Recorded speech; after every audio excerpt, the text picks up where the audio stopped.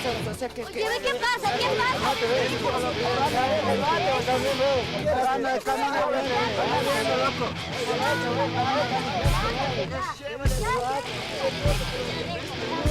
Vamos, vamos, vamos, vamos, déjale nomás, no, déjale, tú no te vas a rebajar, vamos.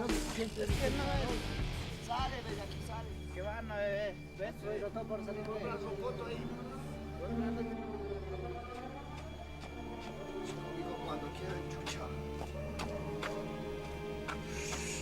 Están pisando por mi barrio, pero putos. ¿Qué quieres que hacer de aquí, hijo de puta? Oh, este.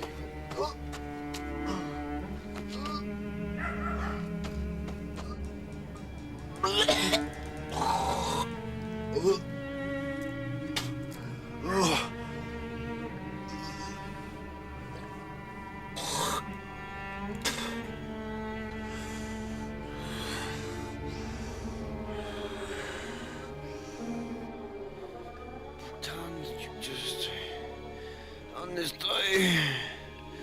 ¿Dónde estoy? ¿Dónde? No más. No veo nada, chucha.